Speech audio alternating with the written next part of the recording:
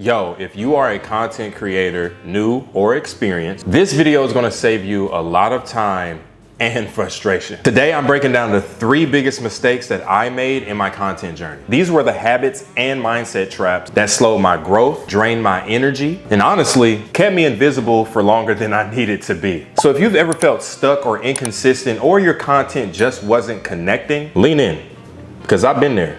And I got receipts. So before we get into it, I'm gonna tell you a little bit about me relative to the conversation at hand. I've been creating content since 2018, 2019. I started on TikTok in 2019, and I started to have some traction rather immediately. I'm currently closing in on 300,000 followers on Instagram, and I have over 1.5 million followers on the app TikTok. So if you didn't think I knew what I was talking about before, you do now. Let's dive into it. Mistake number 1, chasing trends before building trust. This is how it played out. In the beginning, I was addicted to virality. I'd scroll, I'd see what was blowing up, I'd replicate it. Same sound, same format, same energy. And sometimes it worked. But then, crickets. No comments, no follows, no DMs. Maybe a few, but for the most part, none. And I just couldn't figure out why. Then it finally hit me. I was giving people microwave content. It tastes good in the beginning, but nobody sticks around for it. What I wasn't doing was giving people a reason to connect to me, and for me to connect with them, a reason to trust me. I wasn't showing up with intention. I was chasing the algorithm, not building a relationship. So I switched it up. I stopped asking myself what was trending. And then I started asking, what would somebody DM their friend after watching my video?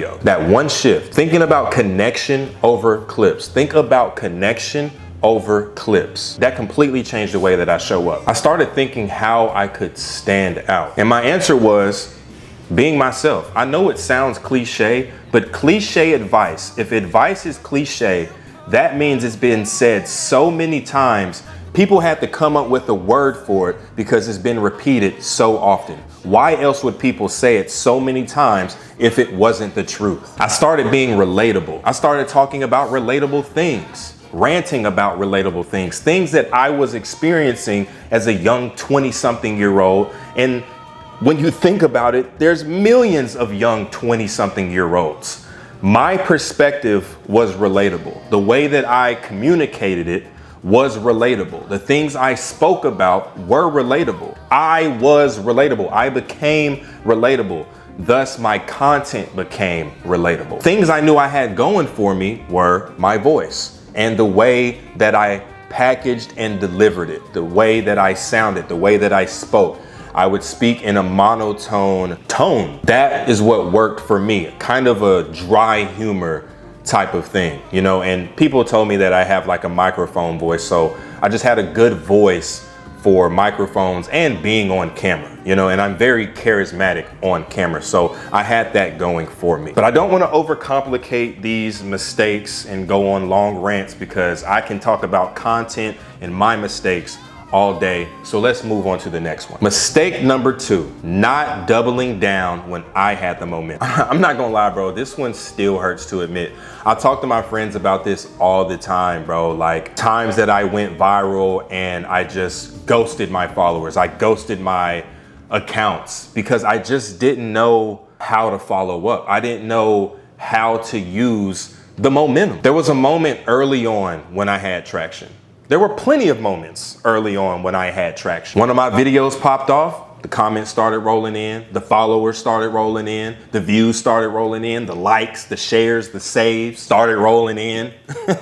I didn't engage with all the people commenting. I didn't build off that energy and give my audience more of what they were wanting. Sure, down the line, I started to do that, but in the beginning, I'd see something go viral and I'm like, okay, what's the next video gonna be about? Whole time, I need to follow up on the video that went viral, or did better than my other videos, my past videos. It's really common sense. But as we know, common sense ain't too common these days. Or back then, it's very common now. A lot of things make sense to me now, but back then, I don't know, I was new to this. I don't know, it was my 3rd day out there. What was I supposed to do? I took my foot off the gas. I tell myself that I was gonna post again in a few days. Cap. Now that I think about it, it doesn't make any sense to ghost your followers when they're paying attention the most. My biggest lesson, momentum is your marketing budget. When people are watching you, that's when you put gas on the fire. Not next week, not when it's convenient, but right then. So now, anytime I feel that spike, that energy, I show up louder, faster, and more consistently. You gotta ride that wave while it's still building. And I know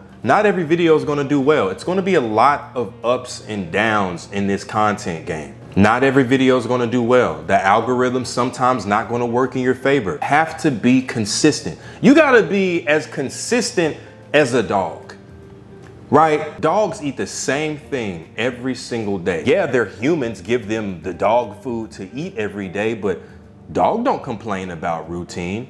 Dog eat food. Xena eats her food. Speaking of Xena, that brings me into the sponsor of today's video, Purina One. I've been partnering with them for the past month to take on the 28-day challenge with Xena, and today we're wrapping it up with some major takeaways, so let's get into it. If you're new here, I started this challenge because I wanted something better for Xena's nutrition. She's my sidekick, my running partner, and my best friend. So when I heard Purina One's formulas were packed with high quality ingredients that support energy, digestion, and even skin and coat health, I figured let's give it a try for 28 days and really see what happens. The first thing I noticed, Xena started eating every single meal, no hesitation. Her appetite became way more consistent. By week 2, she had way more energy. She started tugging me to go on walks, and that's when I realized, okay, something's clicking here. Week 3 and week 4 is when the coat and digestion developments really start to come into play. Her fur, shinier, her eyes, brighter. We were really starting to see some major visible changes. This wasn't just a temporary glow up. What I learned is that Purina One isn't just about a 28-day shift. It's about long-term benefits. Their formulas are backed by science, and the visible differences in Xena really speak for themselves. If you're thinking about trying it for your own pet, this is your sign. Start the challenge and watch the transformations begin to unfold. You can take the Find Your Formula quiz to find out what exactly is best for your pet. The link to the 28-day challenge is in the description. Let me know if you've tried it or if you're thinking about it. And I'll keep y'all posted on Xena's journey because this doesn't stop just after 28 days.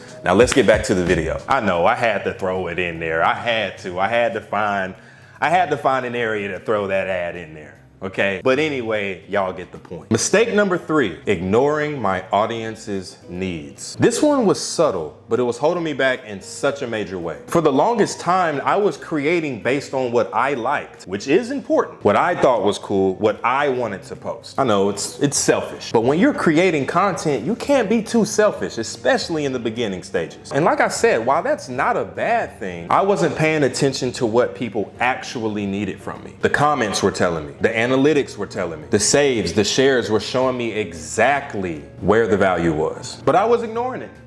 I was so focused on expressing myself, I forgot that content was for other people. And once I started leaning into what my audience came to me for, whether it was motivation, humor, routines, more humor, everything started to click. It wasn't about changing who I was, it was about meeting people where they were. You gotta understand, creating content is for other people. Once you get a large enough audience, then you can start to experiment. These days, I still sprinkle in what the audience wants to see, why they follow me, while still being versatile and putting out new types of content to bring in new followers and using those eyes from the content that people want to see to draw their attention to the new type of content. Because I ain't gonna lie, I gotta monetize. I gotta get these ads. These bills aren't gonna pay itself. This lifestyle isn't going to fund itself. So let's run it back. Don't chase trends, build trust. Don't wait on the momentum, move when momentum hits. And don't ignore the people supporting you. Give them what they actually need. Every mistake that I made came from not trusting the process or rushing it. But the beauty in content is that you can always start again. Every day is a fresh start,